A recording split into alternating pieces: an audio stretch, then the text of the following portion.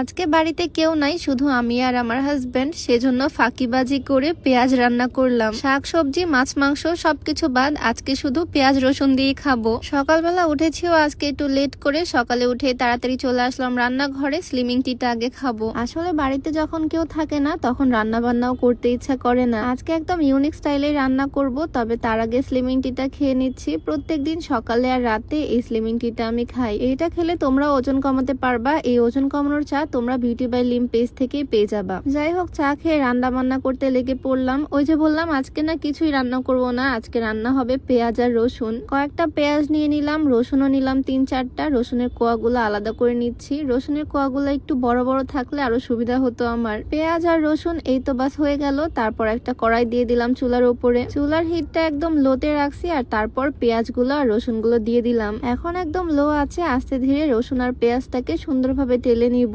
অনেকে হয়তো অলরেডি বুঝে গেছো আমি এখন বানাচ্ছি পেঁয়াজ তেলা ভর্তা। বেশি হিটে দিলে ওপর থেকে পুড়ে যায়, বাট ভিতরটা কাঁচাই থেকে যায়, তাই আস্তে ধীরে আমি করে নিলাম। রসুনগুলো যেহেতু ছোট ছোট, তাই রসুন আগে হয়ে গেল। রসুনটাকে নামিয়ে নিলাম। আরো কিছুক্ষণ আমি পেঁয়াজটাকে সুন্দর করে টেলে নিলাম। খুব সুন্দর একটা ফ্লেভার আসতেছে অলরেডি। আর যখন পেঁয়াজটা এভাবে ফেটে যাবে তখন আমি চুলা অফ করে দিচ্ছি। শুধুমাত্র পেঁয়াজ আর রসুন দিয়ে করা এই ভর্তাটা না খেতেও অনেক মজার হয়, আর বানানো খুবই সহজ। মাছ মাংস শাকসবজি কিছুই লাগে না এই ভর্তাটা হলে। পেঁয়াজ রসুন সবকিছু একদম রেডি। আর এখন কয়েকটা শুকনা মরিচ আমি সুন্দর করে পুড়িয়ে নিচ্ছি। ভর্তা জিনিসটা একটু ঝাল ঝাল হলে খেতেও অনেক মজা লাগে। একদম সহজে এটা আমি করে নিচ্ছি, মানে পেঁয়াজ তেলা ভর্তাটা বানিয়ে নিচ্ছি। তোমরাও কিন্তু চাইলে এইভাবে বাড়িতে ট্রাই করতে পারো, অনেক মজা হয় খেতে। রসুনের খোসাটা ছাড়িয়ে নিলাম, তারপরে পেঁয়াজের খোসাও সুন্দরভাবে ছাড়িয়ে নিচ্ছি। খোসাটা একদম ইজিলি হাতে চলে আসবে। আর পেঁয়াজটা দেখতে এরকম লিচুর মতো লাগতেছে, একদম ট্রান্সপারেন্ট একটা কালার চলে আসছে। পেঁয়াজ রসুন এভাবে টেলে নিলে ফ্লেভারটা অন্যরকম আসে, আর এটা কিন্তু কাঁচা থাকে না।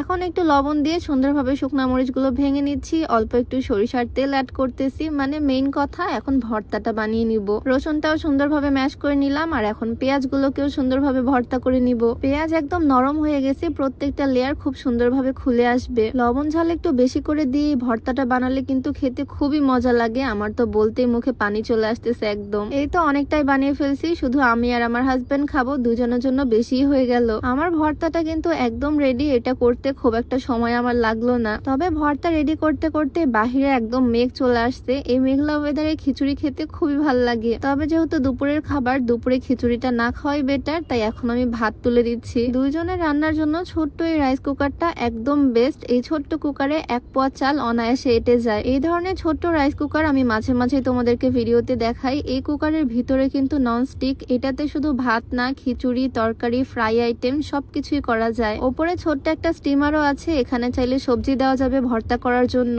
ছোট্ট এই কুকারটা যারা ব্যাচেলার বা যাদের বাসায় ছোট্ট বাচ্চা আছে তাদের জন্য একদম বেস্ট। আজকে বাড়িতে যেহেতু আমি আর আমার হাজবেন্ড, তাই দুজনের জন্য 1 পোয়া চাল এনাফ হবে। ছোট্ট এই কুকারে আজকে ভাতটা রান্না করে নিলাম। ছোট্ট এই মিনি কুকারটা তোমরা আনফা কালেকশন পেজ থেকে পেয়ে যাবা। খুবই কাজের একটা জিনিস। পেজটা আমি ডেসক্রিপশনে মেনশন করে রাখবো, তোমরা চাইলে ভিজিট করে আসতে পারো। যাই হোক, গরম গরম ঝরঝরে সাদা ভাতের সাথে এই পেঁয়াজ টালা ভর্তাটা নিয়ে নিলাম। এখন তোমরাই বলো এটা খেতে কেমন লাগার কথা। আমার তো খুবই ভাল লাগে, আর আমার হাজবেন্ডও এটা খুব পছন্দ করে। ফাঁকিবাজি রান্না করে ফেললাম আজকে, পেঁয়াজ রসুন দিয়ে ভর্তা করে দুপুরে চালিয়ে দিলাম। কেমন লাগলো ছোট্ট এই ভিডিওটা অবশ্যই কমেন্টে জানিও। দেখা হয়ে যাবে নতুন কোনো ভিডিওতে। সবাইকে আল্লাহ হাফেজ, আসসালামু আলাইকুম।